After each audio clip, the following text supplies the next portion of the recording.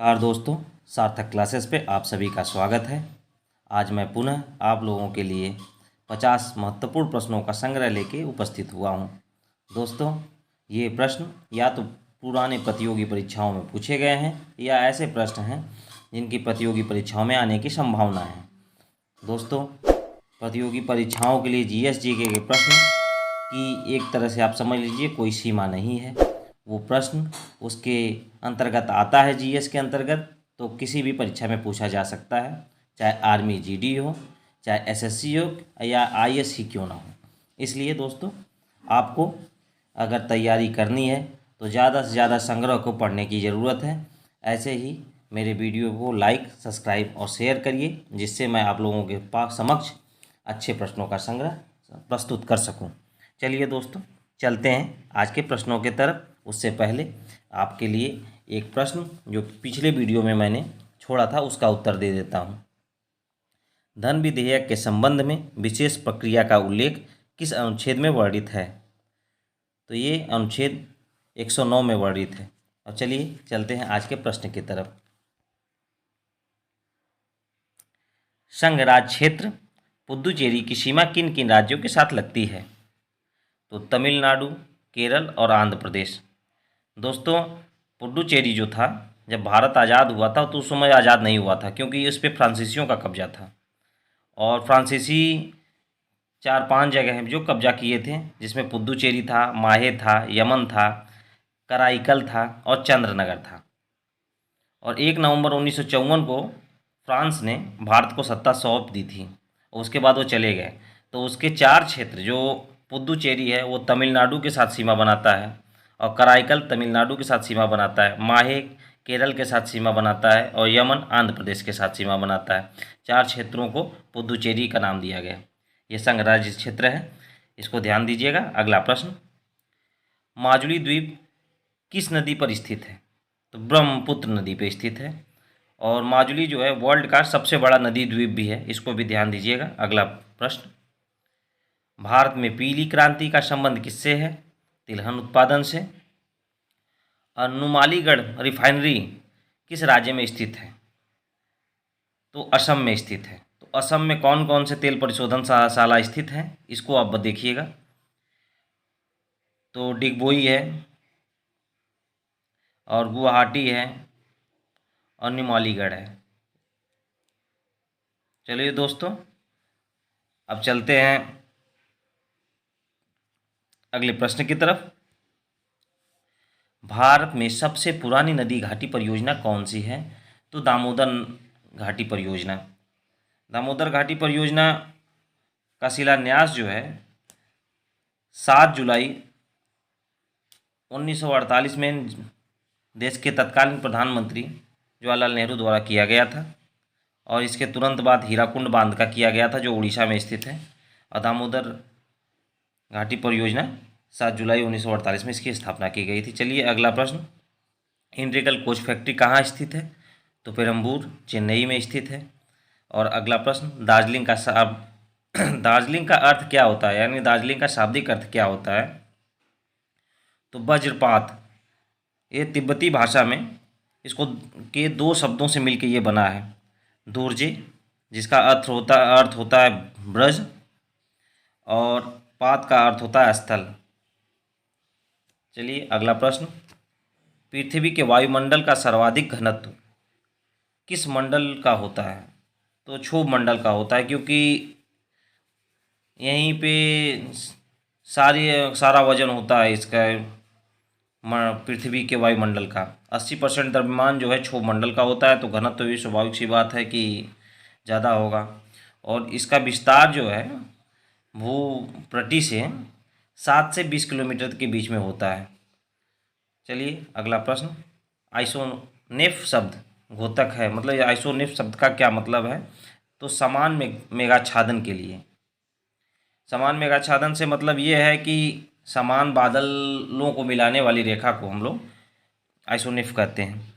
और ऐसे ही प्रश्न, समान लवणता के लिए आइसोहेलाइन, समान वर्षा के लिए आइसोहाइट, समान दाब के लिए आइसोबार, इनको भी आप ध्यान रख दीजिएगा। अगला प्रश्न, मौलिक कर्तव्य को भारतीय संविधान में किस संविधान संशोधन द्वारा जोड़ा गया? तो 42वें संविधान संशोधन द्वारा। और मौलिक कर्तव्य होते कितने हैं? तो 11 होते हैं, जिनका वर्णन अनुच्छेद 51 क में किया गया है। अगला प्रश्न, किस एक्ट के द्वारा ईस्ट इंडिया कंपनी को ब्रिटिश संसद के अधीन लाया गया? तो रेगुलेटिंग एक्ट। ये एक्ट जो है 1773 में आया था। अगला प्रश्न, किस संविधान संशोधन के द्वारा मतदान की उम्र 21 से घटाकर 18 वर्ष की गई? तो 61वां संविधान संशोधन 1989 में। इस समय राजीव गांधी प्रधानमंत्री थे। और अगला प्रश्न, मत देने का अधिकार का वर्णन किस अनुच्छेद में है? तो अनुच्छेद 326 में।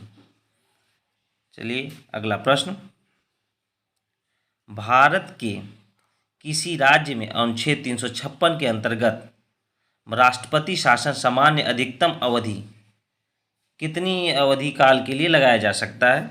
तो वो है 3 वर्ष के लिए। दरअसल इसमें होता क्या है कि राष्ट्रपति शासन 356 के अंतर्गत जब लगाया जाता है तो सबसे पहले तो 60 दिन के अंदर में उसको संसद के दोनों सदनों से साधारण बहुमत से पास करवाना होता है, और तब वो जो है राष्ट्रपति शासन जो है 6 माह के लिए आगे बढ़ जाता है। इसी प्रक्रिया के बाद वो दूसरी बार बढ़ाया जाता है, लेकिन 1 वर्ष से अधिक तभी बढ़ाया जा सकता है जब या तो राष्ट्रीय आपातकाल हो या चुनाव आयोग प्रमाणित कर दे कि चुनाव वो नहीं करवा सकता है। तो भी अधिकतम सीमा जो उसकी है 3 साल तक की है। कुछ इसमें अपवाद भी रहे हैं, तो उस अपवाद में पंजाब पे राष्ट्रपति शासन लगाया गया था जो लंबे समय तक था। चलिए अगला प्रश्न देखते हैं, किसी राज्य की विधान परिषद में राज्यपाल द्वारा कितनी सदस्यों को नामित किया जा सकता है? तो कुल 1/6 सदस्यों को नामित किया जा सकता है। और अगला प्रश्न, वॉशिंग मशीन किस सिद्धांत पर कार्य करती है? तो अपकेंद्रण के सिद्धांत पर कार्य करती है। और अगला प्रश्न, पृष्ठ तनाव किसके कारण पैदा होता है? तो अणुओं के बीच में जो संसंजक बल होता है उसके कारण होता है। और अगला प्रश्न, ऑक्सीजन की खोज किसने की थी? तो प्रिस्टले एवं सीले ने। इसमें आपको जोड़ दूँ, हाइड्रोजन का पूछ दे तो कैवेंडिश, नाइट्रोजन का पूछ दे रदरफोर्ड, हीलियम का लोकेयर, इसको भी आप ध्यान दीजिएगा। अगला प्रश्न, नाभिक की खोज किसने की थी? तो रदरफोर्ड। अगला प्रश्न, सबसे अधिक अभिक्रियाशील धातु कौन सी है? तो पोटेशियम। और अगर कम पूछ दे कि सबसे कम अभिक्रियाशील कौन सी है? तो प्लेटिनम। अगला प्रश्न, भारत के राष्ट्रीय पुष्प का वैज्ञानिक नाम क्या है? नेलेम्बो न्यूसिफेरा गार्टन। अगला प्रश्न, भारत की किस नदी को जैविक मरुस्थल कहा जाता है? तो दामोदर नदी, क्योंकि इसमें जीव जंतुओं की संख्या कम है इसीलिए इसे जैविक मरुस्थल की संज्ञा दी गई है। ये प्रदूषित नदी है। चलिए अगला प्रश्न, और दामोदर नदी के बारे में बता दूं आपको, तो ये छोटा नागपुर पठार से झारखंड के क्षेत्र से निकलकर पश्चिम बंगाल की हुगली नदी में मिलती है। और अगला प्रश्न, किस अंतर्राष्ट्रीय संगठन द्वारा मानव विकास रिपोर्ट का प्रकाशन किया जाता है? तो UNDP, इसका फुल फॉर्म होता है यूनाइटेड नेशंस डेवलपमेंट प्रोग्राम। और ह्यूमन डेवलपमेंट रिपोर्ट जो है इसकी 1990 में पहली बार प्रकाशित हुई थी। और SDR जो ह्यूमन डेवलपमेंट रिपोर्ट है, मानव विकास रिपोर्ट, इसको महबूब हक है जो पाकिस्तानी अर्थशास्त्री हैं, उन्होंने विकसित किया था। और अगला प्रश्न की तरफ चलें, भुगतान संतुलन क्या है? तो किसी देश के सभी निवासियों का शेष विश्व की सभी आर्थिक व्यवहारों का विवरण। इसको और संक्षिप्त में आपको मैं बताऊं और संक्षिप्त में और समझा के, तो किसी एक वित्तीय वर्ष के दौरान एक वर्ष के सभी निवासियों द्वारा शेष विश्व के साथ सभी प्रकार के आर्थिक व्यवहार जो किए जाते हैं उसे ही भुगतान संतुलन कहा जाता है। अगला प्रश्न, केरल से लगे तटीय भाग को किस नाम से जानते हैं हम? तो मलाबार तट के नाम से जानते हैं। और अगला प्रश्न, ताम्रलिप्ति भारत के किस तट पर स्थित महत्वपूर्ण बंदरगाह है? तो पूर्वी तट पे ये बंदरगाह है। ये बंदरगाह पश्चिम बंगाल में है और व्यापारिक बंदरगाह है, इसको आप ध्यान दीजिएगा। अगला प्रश्न, मौर्योत्तर काल में आने वाले विदेशी आगमन क्रमानुसार क्या थे? तो मौर्यों के बाद जो विदेशी आए उनका क्या क्रम था? तो पहले इंडो ग्रीक, जिन्हें हिंद यूनानी कहते हैं, वो आए, फिर उसके बाद शक आए, पल्लव, फिर उसके बाद कुषाण। चलिए अगला प्रश्न, प्राचीन भारत में नियमित रूप से सोने के सिक्के किसने चलाए? तो कुषाणों ने चलाए। और सबसे पहले अगर पूछ दे सोने के सिक्के किसने चलवाए, तो इंडो ग्रीक, हिंद यूनानियों ने चलवाए। और सबसे ज़्यादा पूछ दे तो गुप्तों ने चलवाए। चलिए अगला प्रश्न, व्याघ्र पराक्रम की उपाधि किस गुप्त शासक को दी जाती है? तो समुद्रगुप्त को दी जाती है। और समुद्रगुप्त को B.A. स्मिथ ने भारत का नेपोलियन भी कहा है, इसको भी आप ध्यान रखिएगा। और अगला प्रश्न, मंदसौर अभिलेख का उल्लेख नहीं, मंदसौर अभिलेख किसका अभिलेख है? तो यशोधर्मन। ये अभिलेख जो है मध्य प्रदेश के मंदसौर जिले में है और इसका लेखन काल जो है 532 ईस्वी में माना जाता है और ये संस्कृत भाषा में है, इसको आप ध्यान दीजिएगा। अगला प्रश्न,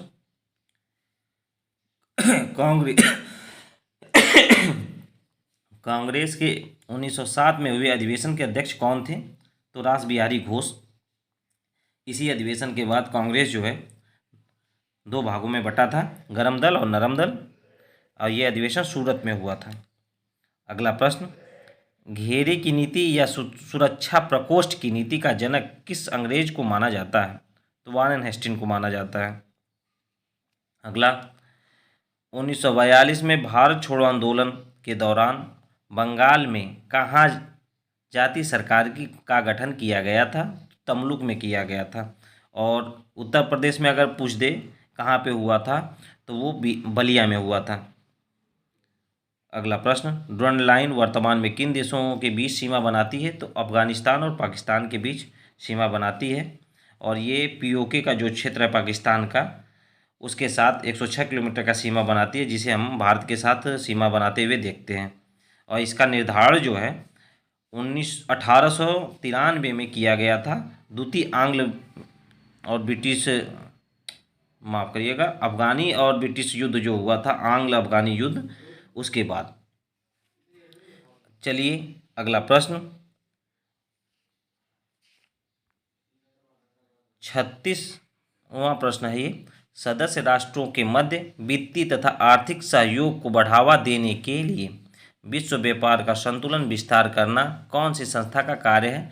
तो अंतर्राष्ट्रीय मुद्रा कोष, जिसको हम लोग IMF कहते हैं, उसका काम है। अगर IMF के बारे में बता दें तो इसका मुख्यालय वाशिंगटन DC। इसकी स्थापना 1945 में, इसमें जो सदस्य देश हैं 189 हैं। चलिए अगला प्रश्न, हिप्नोलॉजी के अंतर्गत किसके बारे में अध्ययन किया जाता है? तो नींद के बारे में अध्ययन किया जाता है। अगला प्रश्न, इसरो का पूरा नाम क्या है? Indian Space Research Organisation. और इसकी स्थापना 15 अगस्त 1969 में की गई थी। चलिए अगला प्रश्न, कांग्रेस के किस अधिवेशन में वंदे मातरम का गान किया गया था? तो 1896 के अधिवेशन में किया गया था। 1896 के अधिवेशन में अध्यक्ष कौन था? तो RM शाहानी थे। इनका पूरा नाम रहीमुल्ला शयानी, और ये कलकत्ता में हुआ था। अगला प्रश्न, जिंद अवेस्ता किस धर्म का धार्मिक ग्रंथ है? तो पारसियों का धार्मिक ग्रंथ है। जैसे हमारा धार्मिक ग्रंथ गीता रामायण है, गीता है, उसी तरह से यहूदियों का है वो, अरे पारसियों का है। यहूदियों का तोरह कहा जाता है यहूदियों के धार्मिक ग्रंथ को, ईसाइयों को बाइबिल, इसको सब जानते हैं। मुस्लिमों का जो है उसका है कुरान। चलिए अगला प्रश्न, सर्वप्रथम जैव विविधता का प्रयोग किसने किया है? E.O. विल्सन ने। 22 मई को जैव विविधता दिवस मनाया जाता है। और अगला प्रश्न, कपास कृषि के लिए उपयुक्त मिट्टी, सबसे उपयुक्त मिट्टी कौन सी है? तो काली मिट्टी, जिसे हम लोग रेंगूर भी कहते हैं। और भारत में जो है काली मिट्टी का विस्तार सबसे ज़्यादा महाराष्ट्र में है, उसके बाद MP में है। चलिए अगला प्रश्न, कुल्लू घाटी किसके बीच स्थित है? तो धौलाधार पर्वत जो है और फिर पंजाल पर्वत श्रेणी जो उसके मध्य स्थित है ये। इसको देवताओं की घाटी भी कहते हैं, इसको भी आप दीजिएगा। अब ब्यास नदी के किनारे पे है ये स्थित। चलिए अगला प्रश्न, भारत के साथ व्यापार करने का चार्टर महारानी एलिजाबेथ द्वारा कब किया गया? तो 31 दिसंबर 1600 ईस्वी में। और इसी समय ईस्ट इंडिया कंपनी की स्थापना हुई। और अगर पूछ दे थोड़ा डीप में जाके कि ईस्ट इंडिया कंपनी का भारत आगमन कब हुआ, तो वो भारत का आगमन उसका 1608 ईस्वी में हुआ है। माफ़ करिएगा, इसमें मैं कंफ्यूज हूँ, लेकिन 1608 ईस्वी में हुआ। हाँ, ये 1608 ईस्वी में उसका आगमन हुआ और पहली व्यापारी कोठी उन्होंने आके 1608 में सूरत में बनाई थी। चलिए अगला प्रश्न, कांग्रेस एवं मुस्लिम लीग के बीच समझौता कब हुआ था? तो 1916 में। इसी समय कांग्रेस के गरम दल और नरम दल दोनों एक हुए थे, इसको भी आप देखिएगा। और ये समझौता को जो है कांग्रेस और मुस्लिम लीग के बीच में जो समझौता हुआ था उसे लखनऊ समझौता के नाम से जाना जाता है। चलिए अगला प्रश्न, बलूचिस्तान में कौन सा नौपसाड़ स्थल है? तो मेहरगढ़ है। मेहरगढ़ जो है 7000 ईसा पूर्व से 3300 ईसा पूर्व तक के समय काल इसका माना जाता है। और अगला प्रश्न, बायोगैस संयंत्र में कौन सी प्रक्रिया होती है? तो किण्वन की प्रक्रिया होती है। अगला प्रश्न, जैव सेल क्या है या जैव सेल किसे कहते हैं? तो कोयला को कहते हैं। कोयला के बारे में मैं बता दूं मुख्यतः तो कोयला 4 प्रकार के होते हैं। एंथ्रेसाइट, जिसमें जो कार्बन की मात्रा होती है वो 94 से 98% के बीच में होती है। दूसरा होता है ब्यूटुमिनस, जिसमें कार्बन की मात्रा 77 से 86% के बीच में होती है। फिर लिग्नाइट, जिसमें 28 से 30% के बीच में होती है। और सबसे ख़राब क्वालिटी का जो कोयला होता है उसे पीट कहते हैं, इसमें 27% से भी कम कार्बन होती है। और अगला प्रश्न, सूचना का अधिकार किस अनुच्छेद से संबंधित है? तो सूचना का अधिकार जो है अनुच्छेद 19(1) से संबंधित है। और आरटीआई इसे यही कहते हैं सूचना के अधिकार को, जो 2005 में आई थी, भारत में लागू हुई थी और भ्रष्टाचार के खिलाफ इसको लागू किया गया था। और अगला प्रश्न जिसका उत्तर मैं आज नहीं दूंगा, लेकिन आपको कमेंट में करके देना, इसका उत्तर मैं अपने अगले वीडियो में दूंगा। भारत में आधुनिक डाक प्रणाली की स्थापना किस अंग्रेज अधिकारी ने की थी? चलिए दोस्तों, इसी प्रश्न के साथ आपके साथ विदा लेते हैं। अगर आपको वीडियो अच्छा लगे तो प्लीज़ वीडियो को लाइक, सब्सक्राइब और शेयर ज़रूर करें। धन्यवाद।